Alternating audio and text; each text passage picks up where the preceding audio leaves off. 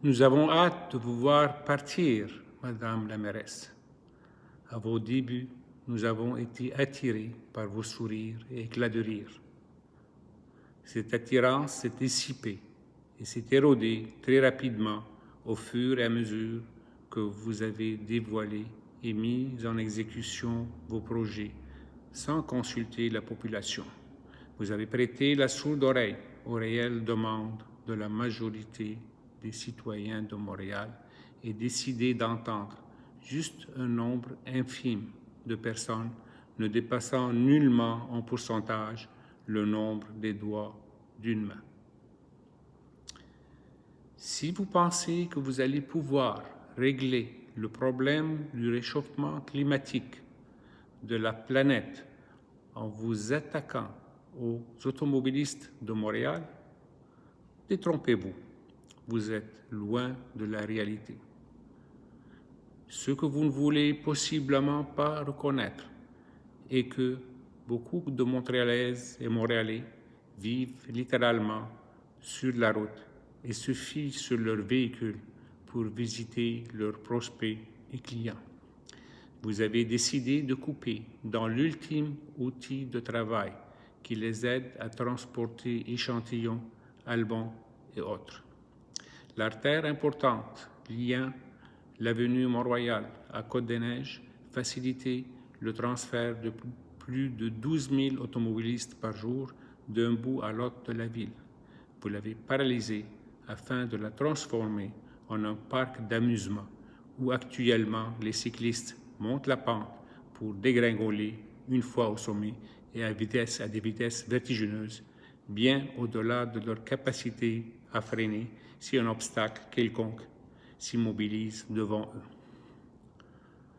Vous ne pouvez pas forcer la population à se débarrasser de la voiture et les obliger à prendre le transport en commun si ce dernier est déficient.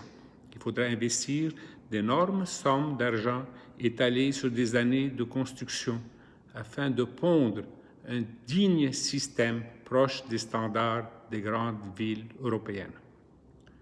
Le transport actuel est médiocre et ne comble pas du tout les besoins de la majorité des habitants de la ville. Le flux des vélos sur la rue Rachel ne devrait nullement vous duper et vous donner l'impression que Montréal sera la ville du futur par excellence pour les cyclistes. Elle ne le sera jamais, et ce pour les raisons suivantes. La superficie de la ville est bien trop grande.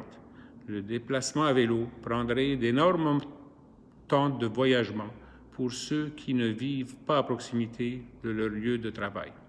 Quoi qu'on fasse pour promouvoir l'utilisation de la bicyclette, le nombre de cyclistes en portion se verra stagner, vu que nous vivons dans un pays dont les conditions hivernales sont extrêmes pendant plus de 6 mois à l'année.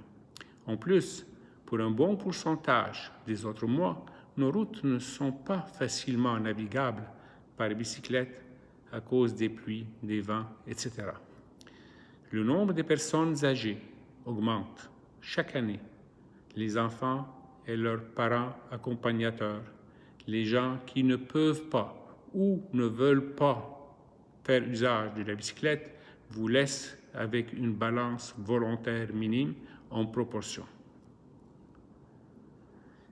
Les automobilistes ont dépensé cette année des sommes importantes pour faire réparer des dommages à leurs voitures causés par l'état lamentable de nos routes et nos rues. Au lieu de procéder aux réparations structurelles nécessaires pour la sécurité des automobilistes, vous avez opté pour la construction de nouvelles pistes cyclables. Enfin, la rue Sainte-Catherine, au beau milieu du centre-ville. Sur quelle étude vous êtes basé pour conclure que pour la développer, il faudra élargir les trottoirs, éliminer plus de 500 espaces de stationnement et consacrer juste une voie pour les voitures? Comment les gens y accéderont pour magasiner?